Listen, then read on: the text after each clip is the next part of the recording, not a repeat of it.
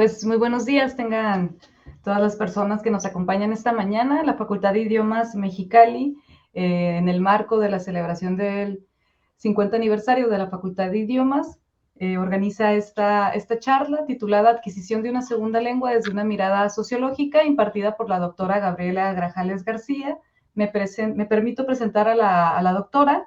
Ella está adscrita a la Facultad de Ciencias Sociales de la Universidad Autónoma de Chiapas. Es doctora en estudios regionales por la Universidad Autónoma de Chiapas, maestra en tecnologías para el aprendizaje por la Universidad de Guadalajara y licenciada en la enseñanza del inglés por la Universidad Autónoma de Chiapas. Actualmente estudia la licenciatura en Sociología en la Facultad de Ciencias Políticas y Sociales de la Universidad Nacional Autónoma de México. Es miembro del Sistema Nacional de Investigadoras e Investigadores Nivel 1 del CONACYT. También es integrante investigadora científica honorífica del Sistema Estatal de Investigadores del Instituto de Ciencia, Tecnología e Innovación del Estado de Chiapas. Es miembro de la Asociación Internacional de Sociología, donde trabaja con las categorías de Sociología de la Educación y Sociocibernética. También es integrante de la Red Temática Mexicana para el Desarrollo e Incorporación de Tecnología Educativa, que pertenece al CONACYT, y actualmente se encuentra colaborando con el Consejo Mexicano de Investigación Educativa, el COMIE, en la Red Mexicana de Investigadores de la Investigación Educativa y en la Red de Investigadores Educativos Chihuahua, en donde se busca realizar el estado del conocimiento sobre investigación educativa en México y Chiapas.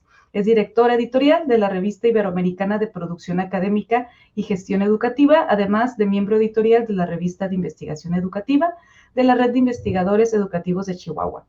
Ha publicado diversos capítulos del libro, así como artículos en revistas nacionales e internacionales. Además, ha sido ponente nacional e internacional, en donde destacan temas como problemas educativos regionales, epistemología de las ciencias sociales, problemas, metodología de la investigación, inteligencia artificial en pregrado y posgrado y tecnologías de la información y la comunicación aplicadas a la educación y particularmente a la enseñanza y aprendizaje de las lenguas.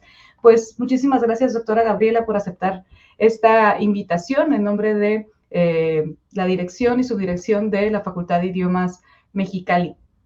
Nada más quiero comentar a quienes se encuentran en la sala de usos múltiples, a los estudiantes, que si tienen alguna duda, la pueden escribir por ahí con apoyo de quien esté en el área de soporte técnico, la pueden escribir por el chat para que al final, si nos queda un poco de tiempo, la doctora Gabriela Grajales pueda responder.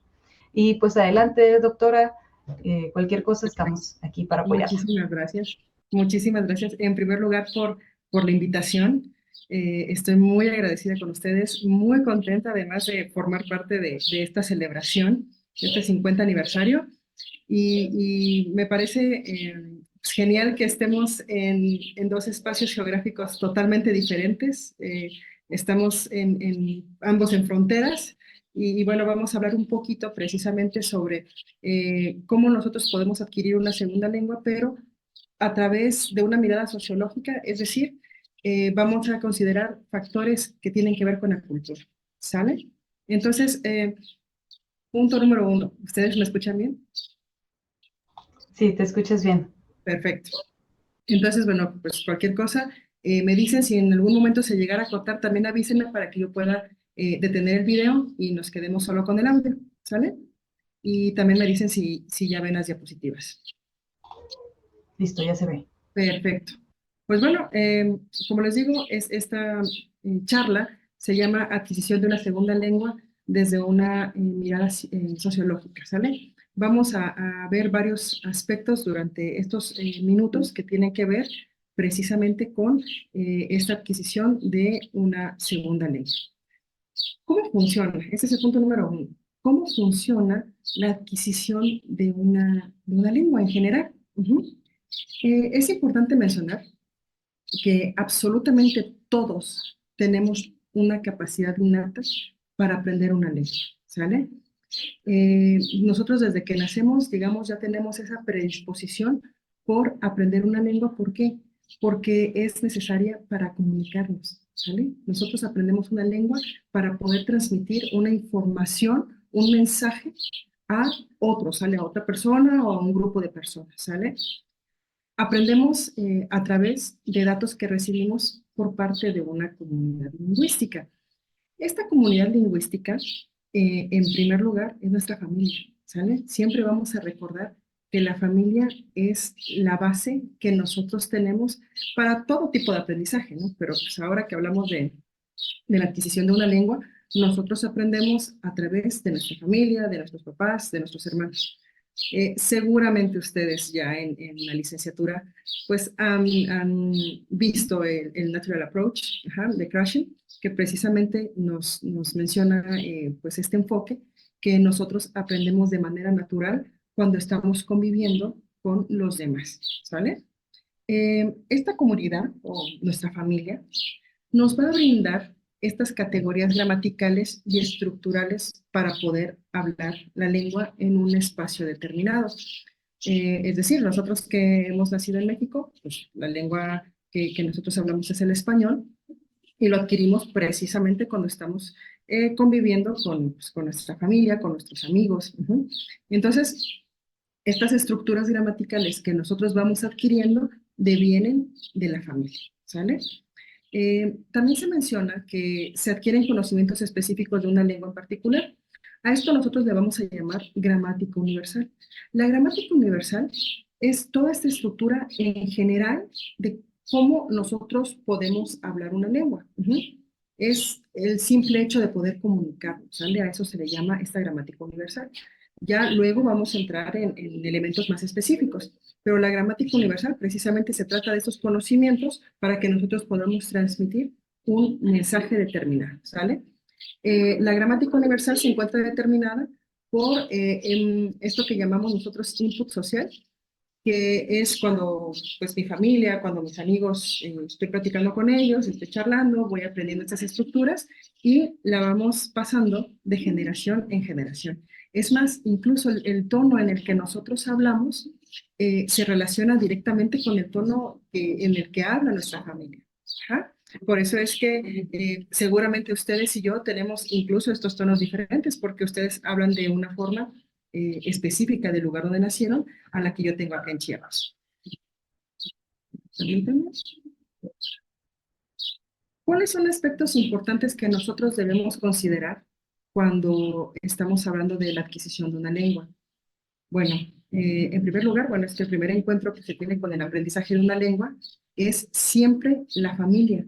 ¿Y cómo lo podemos relacionar sociológicamente? Bueno, pues que la familia es considerada la base de las estructuras sociales. ¿Por qué? Porque es el primer encuentro que yo tengo con el mundo social es a través de mi familia. Ajá. Otro aspecto importante a considerar es que el ser humano tiene la capacidad, además, de aprender una segunda lengua. Esto puede ser en espacios formales o informales, es decir, en escuela. Yo puedo ir a clases para aprender una segunda lengua o lo puedo aprender, digamos, en pasillos si yo viajo a otro país y empiezo a adquirir, esta segunda lengua, ¿no? Entonces, esto requiere también de un aprendizaje sistemático. ¿Por qué? Porque cuando yo aprendo a hablar mi primera lengua, mi lengua materna, yo ya hice estructuras mentales. Entonces, cuando yo aprendo la segunda, hay que, digamos, reconsiderar estas habilidades mentales a partir del aprendizaje sistemático. Y algo muy importante es que el aprendizaje de una tercera lengua, por supuesto que se va a hacer más fácil porque nuestro cerebro suele hacer relaciones neuronales más sencillas porque ya aprendió una segunda lengua. Entonces, estos aspectos son muy importantes a considerar para que podamos entender la segunda parte de la presentación del día de hoy. Vamos a hablar un poquito sobre el contenido del lenguaje. ¿Qué es el lenguaje? Se dice que es un conjunto de normas de comportamiento lingüístico. Se trata de un conjunto de principios que nos permiten básicamente comunicarnos con nosotros. Entonces, en general, este conjunto de normas del lenguaje se compone de elementos ordenados en sistemas o niveles, es decir, en jerarquías, los cuales pueden ser el fonológico, el morfológico, el sintáctico, el semántico y el simbólico. ¿Por qué tengo en negritas estas últimas dos, ¿no? El semántico y el simbólico? Porque de todos estos elementos que contienen el lenguaje, tanto el semántico como el simbólico son los únicos que se relacionan con aspectos culturales, ¿sale? ya que se enfocan ambos, el semántico y el simbólico, con el significado de las palabras. ¿Ok? Entonces, estos dos siempre se van a relacionar con la cultura que hay en un espacio determinado. Es decir, las palabras tienen un significado, algunas palabras pueden tener un significado específico en un espacio determinado. Ahorita vamos a ver algunos ejemplos. Estos ejemplos tendrían que ver con las variaciones en las lenguas.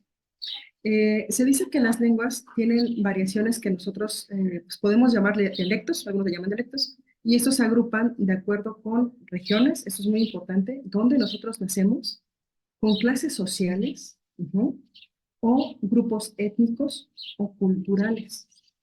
Entonces, hay que tomar en consideración el conocimiento cultural del espacio geográfico.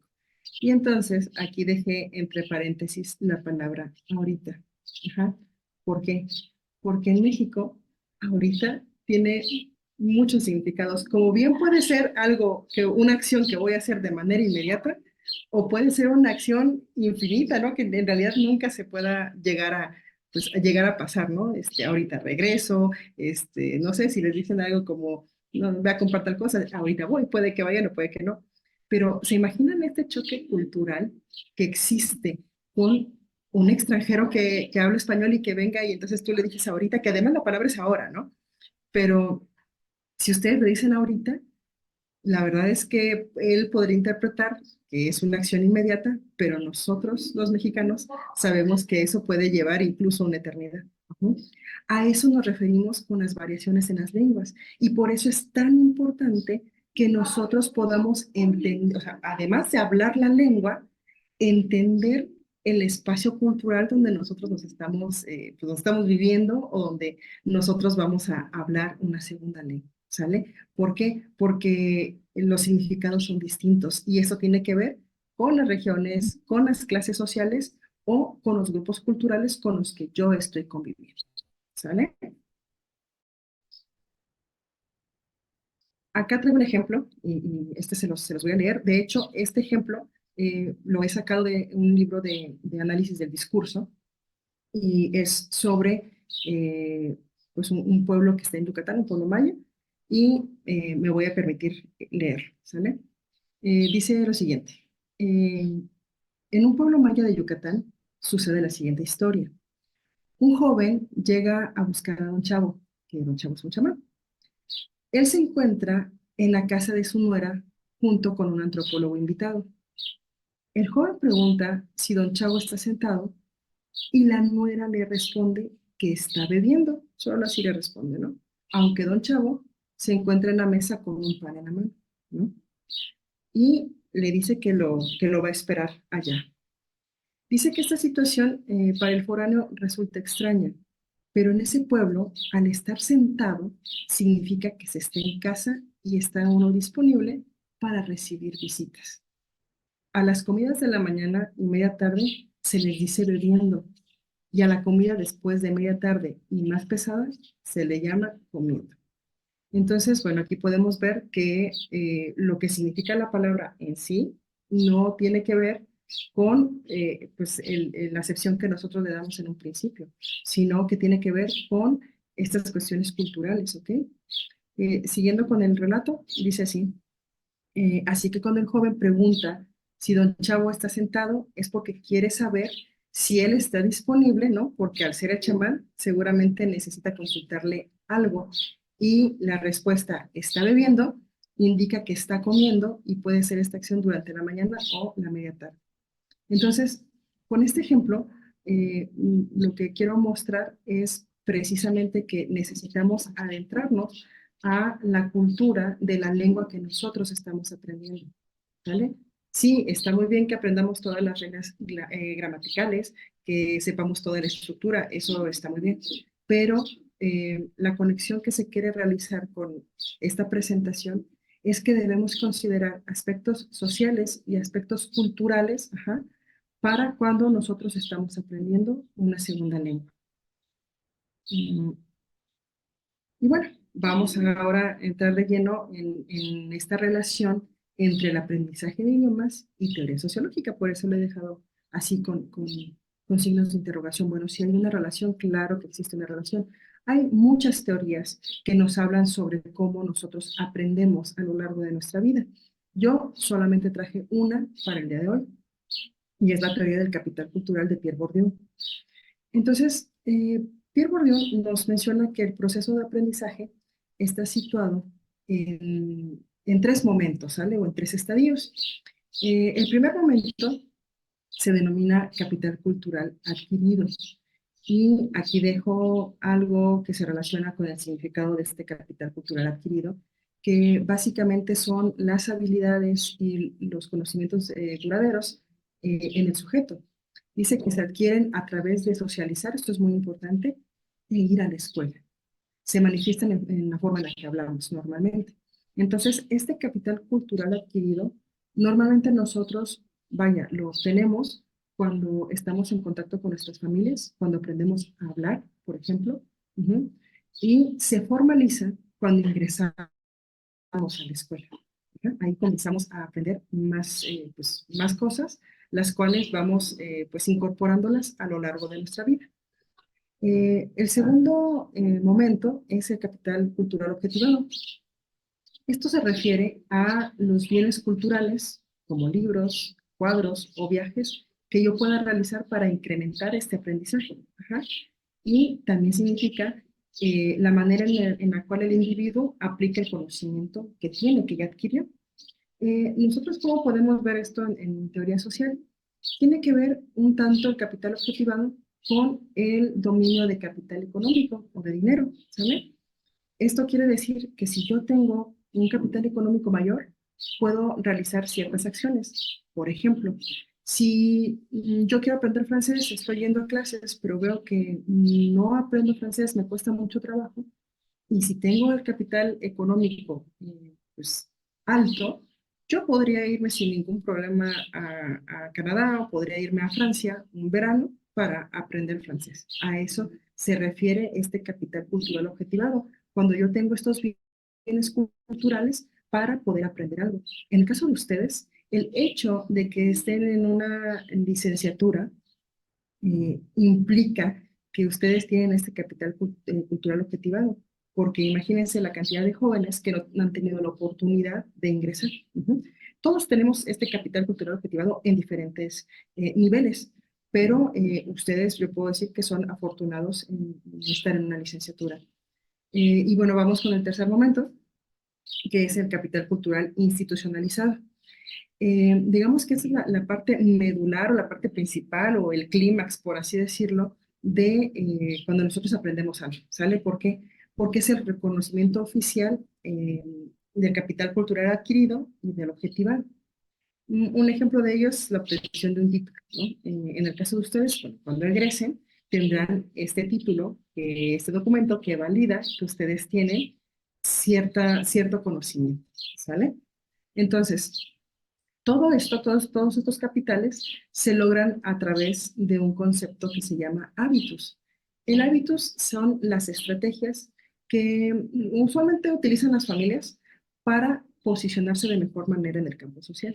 Es decir, si ustedes, por ejemplo, acudieron a clases de inglés o de francés durante la preparatoria, seguramente llegaron mejor preparados a la universidad.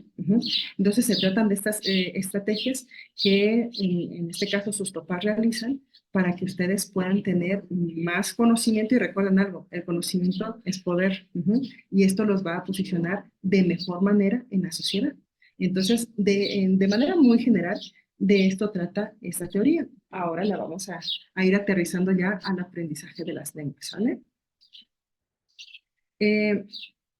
La teoría de Bourdieu en general se llama la teoría del capital cultural, pero él nos habla de varios capitales que son imprescindibles para que nosotros socialmente nos podamos acomodar de mejor manera en la sociedad. Aquí traigo también los capitales que Bourdieu nos menciona con, pues hay una definición muy cortita, ¿sale?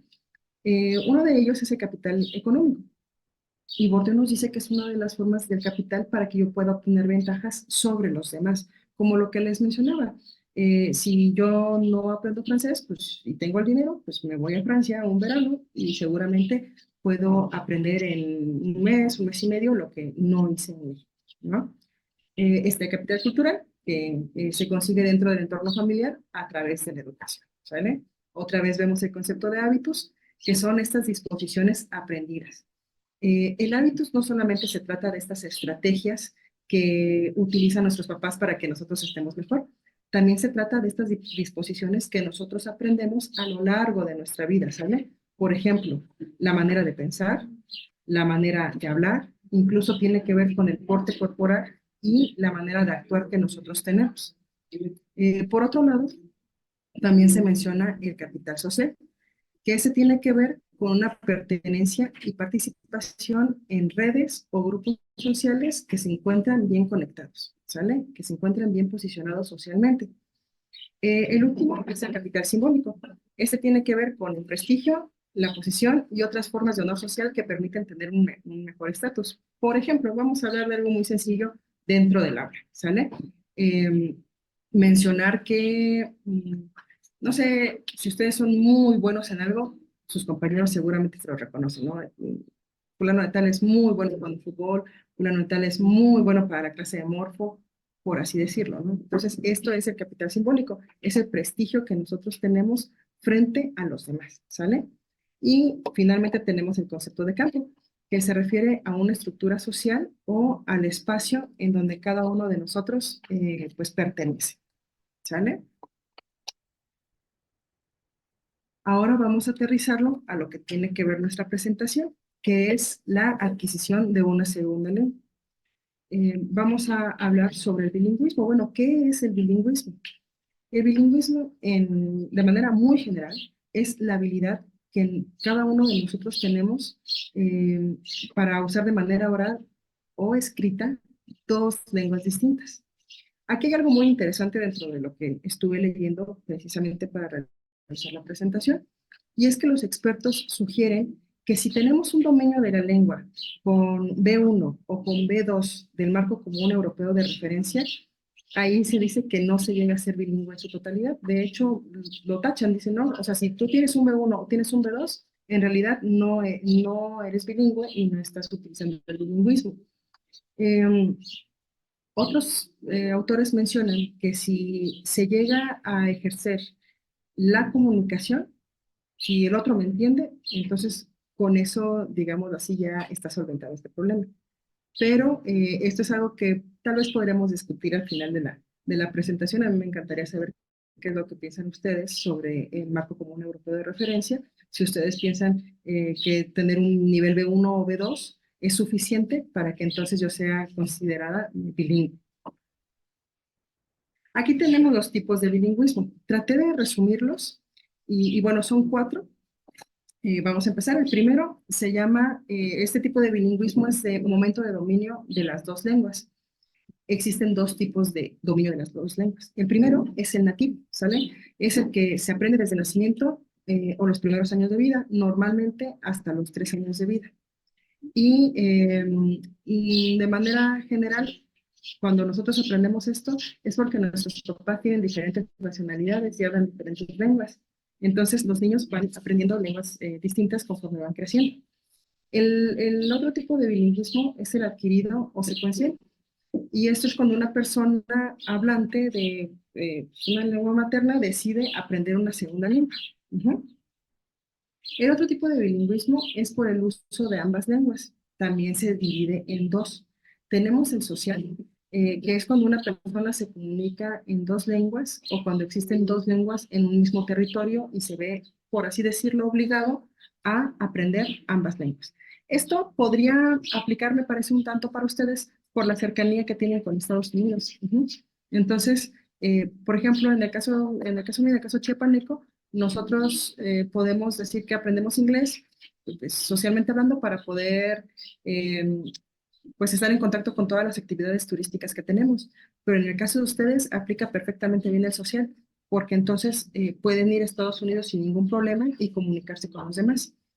También existe, por el uso de ambas lenguas, la categoría de individual, que es cuando una persona domina dos lenguas y decide cuándo utilizar cada una de ellas, que a esto se le llama diglosia, que entonces yo decido, bueno, esta vez quiero hablar español, y digo, bueno, tal vez ya no quiero, hablo inglés.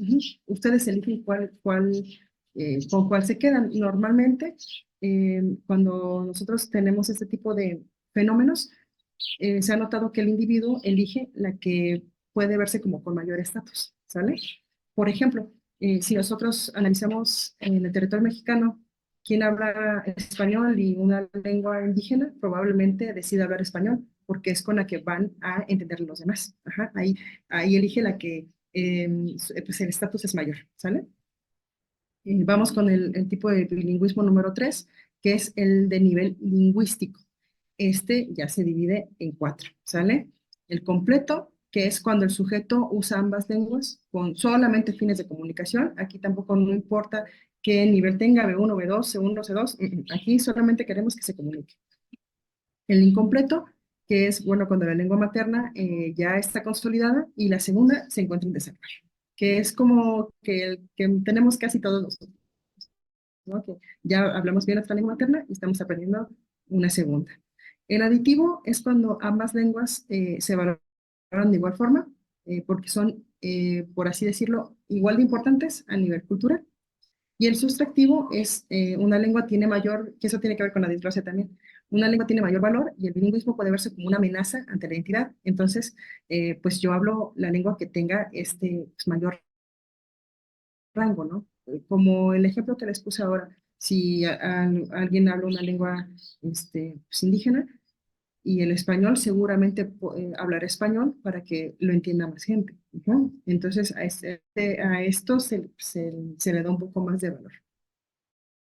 El último es el tipo de bilingüismo a través del aprendizaje.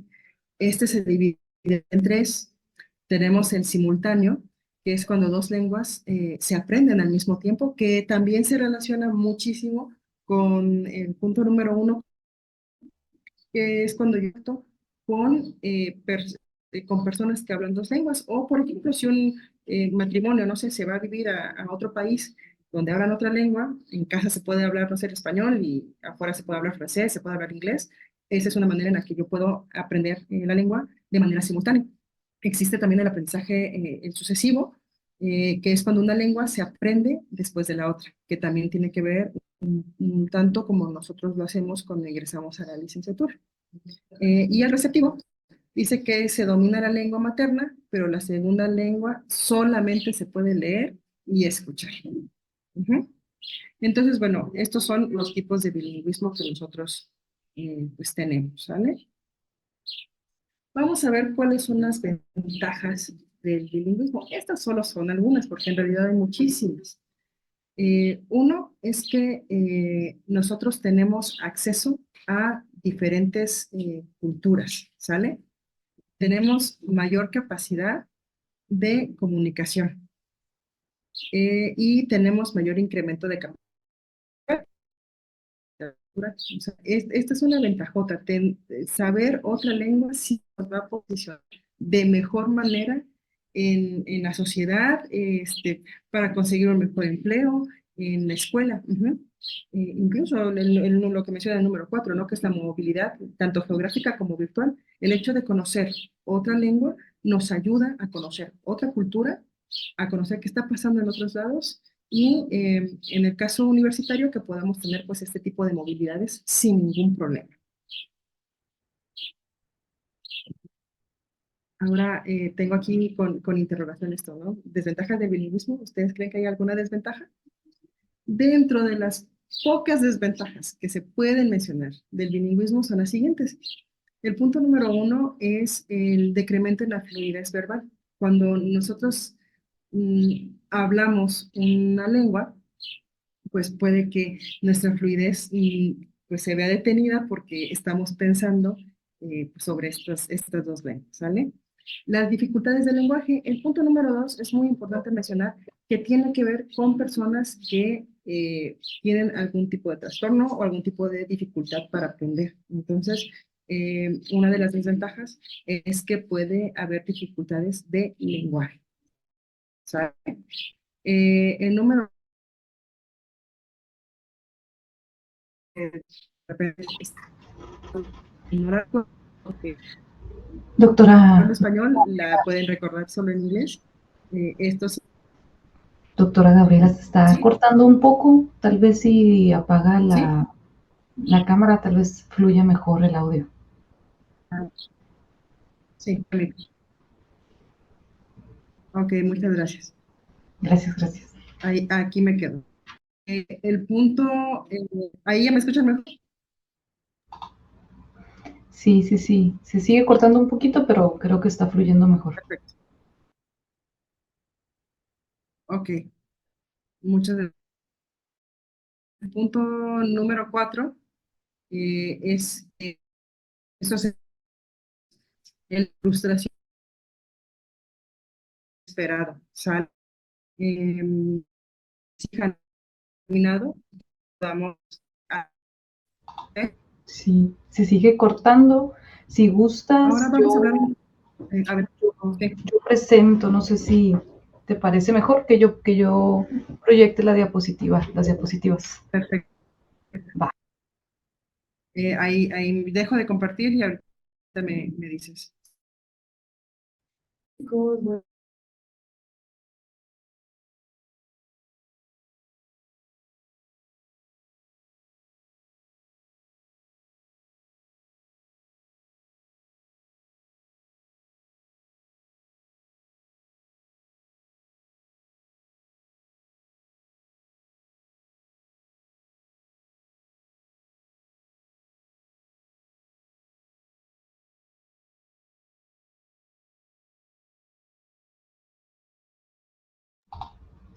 ¿Se ve mi presentación? La presentación de la doctora.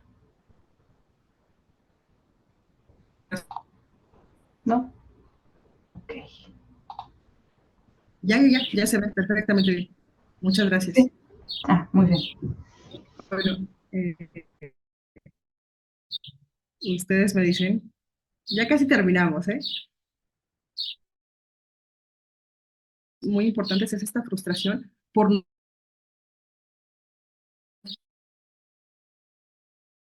nada.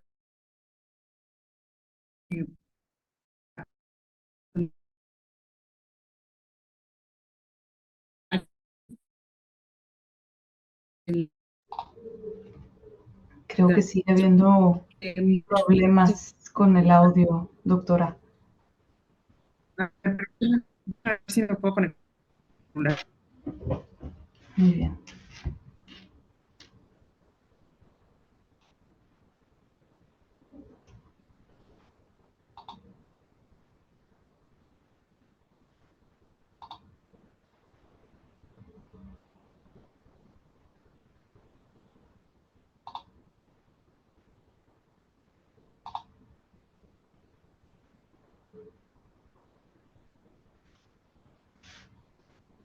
A ver si ahí ya me escuchan. Ya estoy con los datos del teléfono. Sí, sí, sí. Perfecto. Aquí en Chiapas yo les decía que en tercer semestre de la licenciatura en la enseñanza de lengua presentaron un examen tipo. Ujú. La mayoría de estudiantes se quedan en el camino. Bueno, sí se les da oportunidad de presentarlo varias veces hasta que ya lo pasen, pueden pasar al cuarto semestre.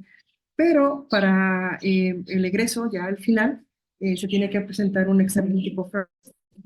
Entonces, es a partir de eso que si ya se obtiene, entonces, pues ya se les otorga el título universitario. Esto ha creado mucha frustración por no poder alcanzar precisamente este nivel esperado, ¿sale? Esta es una de las desventajas que pudieran haber, frustración, es no alcanzar el nivel. La siguiente, por favor. Muchas gracias. Ahora sí vamos con el bilingüismo y la salud mental. Aquí tenemos algunos elementos que podemos considerar que me parecen muy importantes. Uno es que retrasan los síntomas de la demencia, ¿no? Porque todo el tiempo estamos nosotros pues utilizando ciertas partes del cerebro que nos ayudan a pues precisamente a retrasar este tipo de enfermedades. Mejora la flexibilidad cognitiva, puedo aprender de mejor manera, mejora también la confianza y la memoria, frena el envejecimiento mental, Una de las cuestiones más importantes es que se ha visto que eh, las personas que hablan dos lenguas rinden más en tareas de control ejecutivo, es decir, en los empleos. Y también se mejora la capacidad de atención y de concentración. La siguiente, por favor.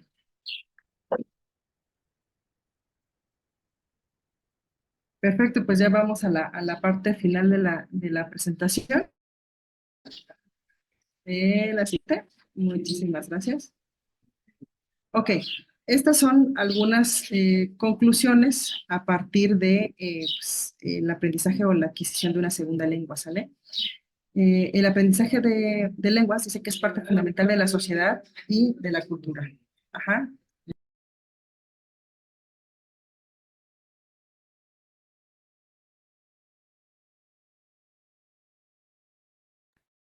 A ver, espero que aquí me escuchen mejor.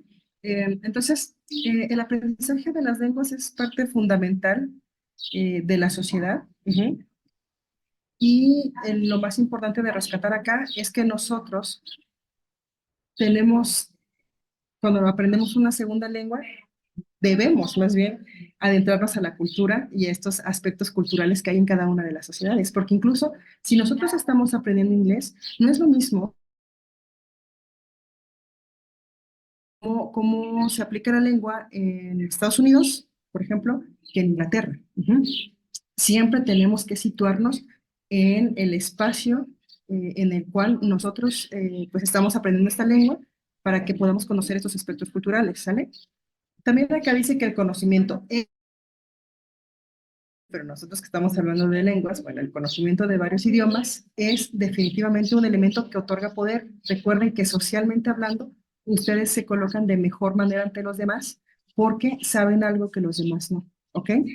Se puede obtener un mejor empleo. Aquí yo pudiera mencionar que también pueden ingresar a posgrados, por ejemplo, a un posgrado con así. Seguramente el hecho de que ustedes hablen una segunda lengua los va a posicionar mejor que otros. También podemos mencionar que saber otra lengua y relacionarla con aspectos culturales permite, en el caso de las investigaciones sociales, permite realizar investigaciones de carácter social y de carácter educativo, ¿sale? Aprender idiomas también nos permite un mayor entendimiento sociocultural, que es lo que ya mencionábamos, ¿no? Sobre la teoría del capital cultural. Cuando nosotros sabemos dos lenguas, podemos entender de mejor manera pues la segunda lengua, es decir, sus aspectos culturales, sus aspectos sociales, los aspectos económicos, educativos, tecnológicos. Siempre nos va a posicionar de mejor manera, ¿sale? Y finalmente también mejora nuestras habilidades cognitivas. Y aquí quisiera mencionar que una vez que nosotros hemos aprendido una segunda lengua, aprender una tercera lengua siempre será más fácil porque ustedes ya, digamos así, reestructuraron cómo aprendieron el español en este caso.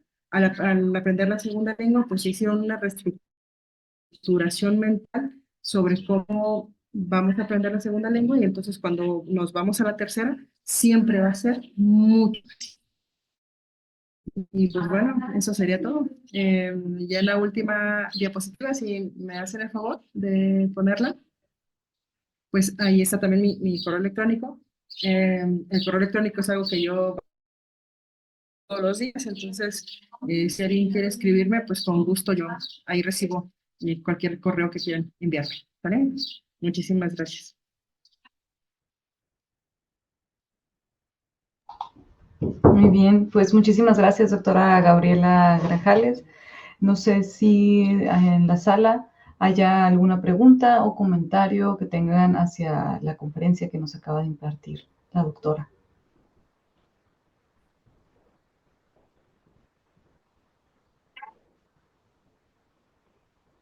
Creo que van a pasar el micrófono.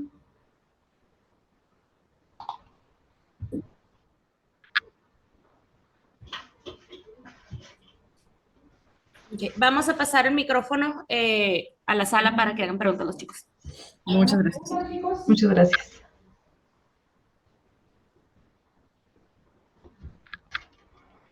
¿Alguna pregunta que tengan sobre el tema expuesto? ¿No?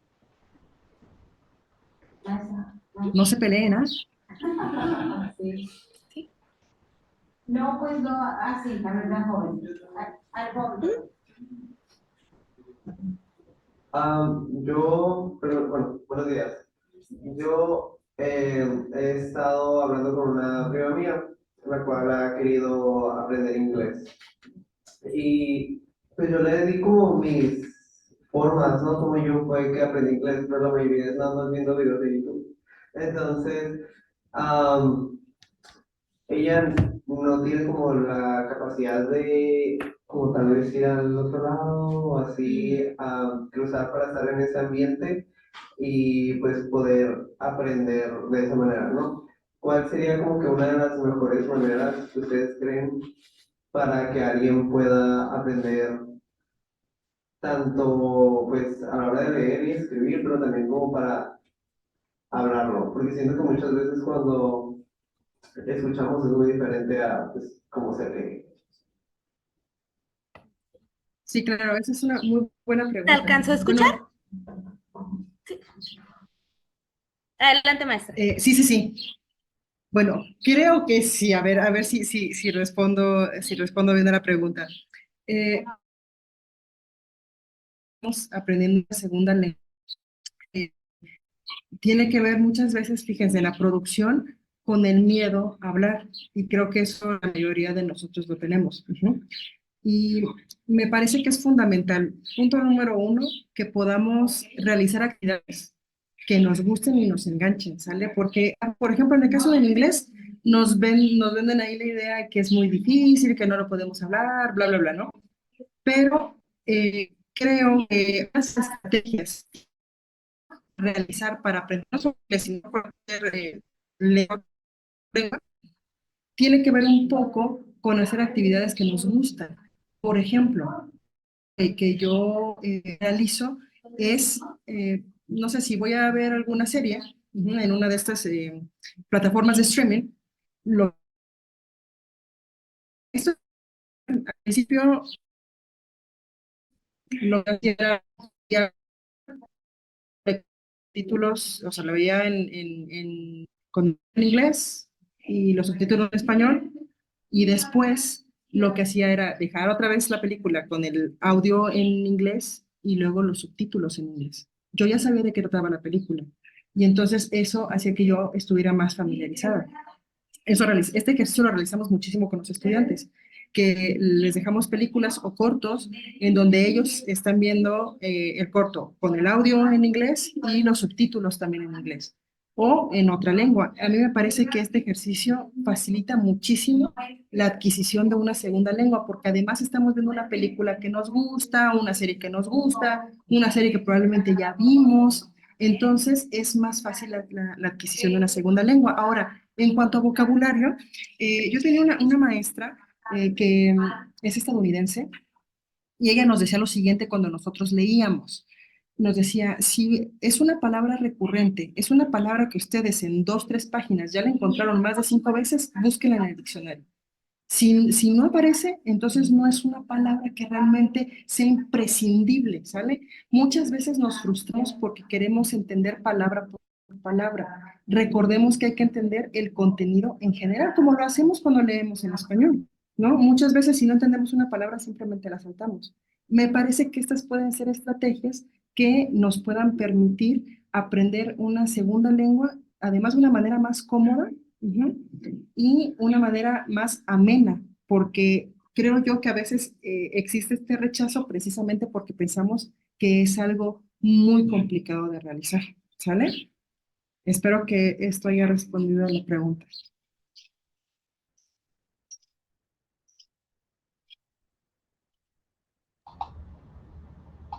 Otra pregunta, maestra. Hola, buenos días. Sí. Quisiera regresar al punto en el que usted platicó que hay estudios que dicen que tienes que ser más de B1 y B2 para considerarte bilingüe, y me gustaría saber su opinión personal. ¿Qué se necesita para que alguien se pueda considerar bilingüe? A ver, un favor, esa no la escuché. ¿Me la podrían escribir en el chat?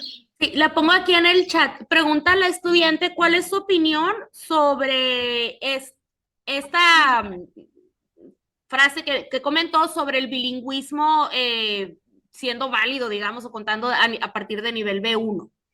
¿Qué opina al respecto? Es que fíjense que esa es una pregunta bastante difícil. ¿Por qué? Porque si nosotros estamos hablando de comunicación, lo podremos lograr con un B1, ¿no? O con el B2 creo que nos podemos comunicar muy bien. El problema acá es que mencionan que si no se tiene C1, definitivamente no eres bilingüe. A mí no me parece, fíjense, porque al fin, bueno, depende para qué fin queremos, ¿no? Si es un fin que no sea educativo, que yo me voy a hacer una maestría, un doctorado, no sé, Inglaterra, pues evidentemente yo necesito tener cierto nivel pues, de manejo de la lengua para que pueda realizar las actividades. Pero si es solo para comunicación, a mí me parece que el B2 es fantástico porque puedo lograr lo que quiero, que es que se transmite el mensaje. Entonces, me parece que es fundamental ahí mencionar para qué quiero hacerlo, ¿no? Si es para algún trabajo diplomático, no, pues ahí evidentemente yo necesito tener el nivel C, ¿no? Pero si es para comunicación, a mí me parece que el B2, o ustedes qué piensan, y a mí me parece que con un B2 nos podemos comunicar muy bien, ¿no? Entonces, yo sí pienso eso al respecto, que uno, habría que determinar la actividad que vamos a realizar y con base a esa actividad, pues ya ver qué nivel necesito, pero en realidad para fines comunicativos, B2 me parece que está muy bien.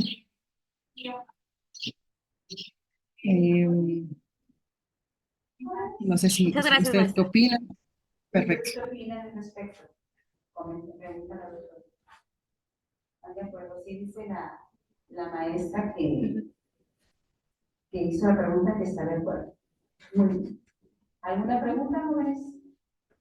¿No? Ok. Bueno, pues agradecemos la participación de la doctora Gabriela Grajales, a la maestra también Fernanda por habernos apoyado aquí con el soporte técnico, y la maestra Carla Canet que nos está apoyando ahorita con lo que es la transmisión. Continuamos, le cedemos la palabra a la maestra Carla para dar el cierre de la conferencia. Muy bien, pues muchísimas gracias por su participación. Muchísimas gracias, doctora Gabriela, por aceptar la invitación y acompañarnos en esta semana de aniversario de la facultad.